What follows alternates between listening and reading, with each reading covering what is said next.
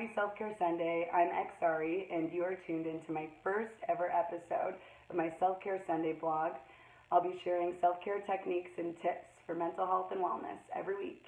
And this week I'm starting with self-acceptance and forgiveness. And this is my room.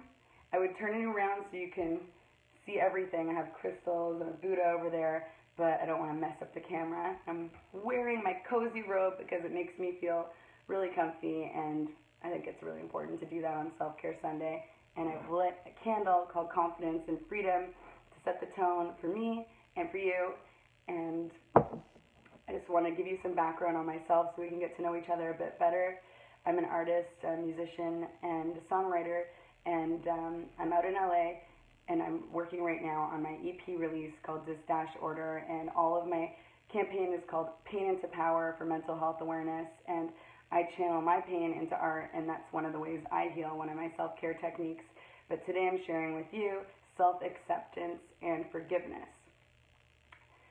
So I've been struggling with mental health challenges since I was a kid, and just like a lot of people, I've gone through a lot of different traumas in my life, and one that's been particularly of an issue for me the last year and a half or so was I had my second mental health breakdown that led to hospitalization in November 2016, and there were events that were very stressful and traumatic that led up to that, including a surgery where I had a bad reaction to anesthesia, and I ended up in the hospital. And a hospital is a place I like to think you recover, you heal, you're taken care of, and unfortunately my experience there was quite otherwise. I felt very mistreated and just looked at, labeled with actually the wrong disorder I was labeled with, and then overly medicated, and I was in fear and actually struggling with post-traumatic stress when I arrived, and then it worsened when I left because not only was I dealing with the post-traumatic stress from before I went there, I had this new trauma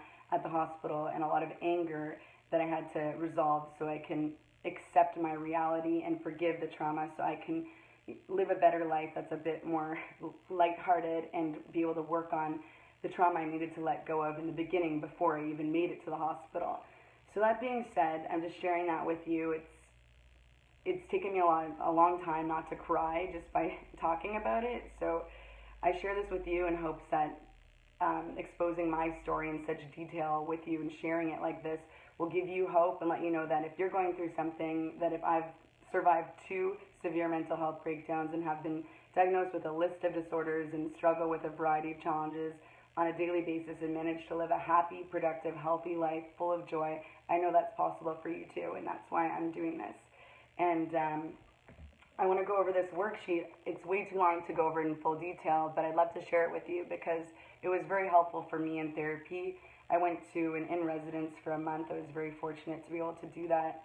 And one of the therapists there shared this with me. And a quote off it is saying, take a moment to reflect on the forgiveness. The forgiveness is something you do for yourself, not for the other person. And in letting go of your anger, resentment, you are the one who gains benefits. It's a full 2-page worksheet where you get to do 2 different types of exercises where you confront either the abuser or the institution or situation that caused you your trauma that you're holding on to be able to let go of it so you can live a more weightless and happy life. And I'm going to type up a copy or maybe scan it. And if you want, you can send me an email, just typing it down there below. I just pasted it there for you. arimusicnet@gmail.com if you'd like a copy, because it's been really useful for me, and so I think it's really worth sharing.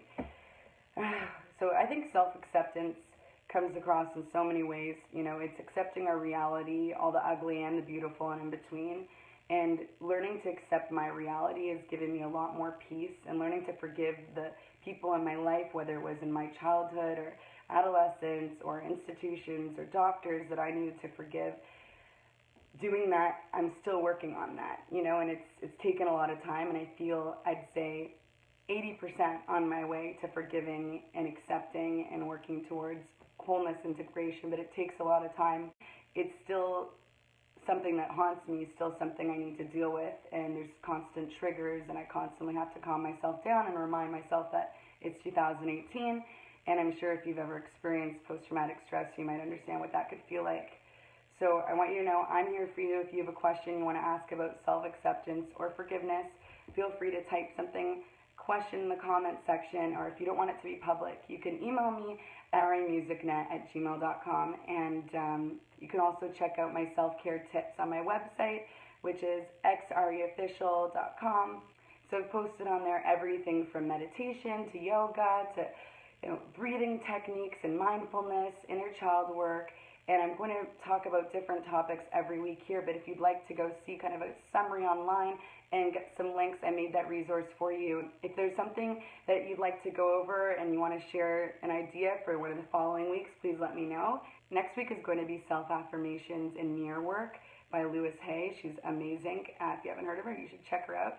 And if you want to tune in then, I'll be posting this every Sunday. Thanks for sticking around for the first one. I kept it a little short and sweet, and I'm going to dig a lot deeper into the next one and split up certain videos into part 1, part 2, so that way you can, hear one thing at a time and not get overloaded.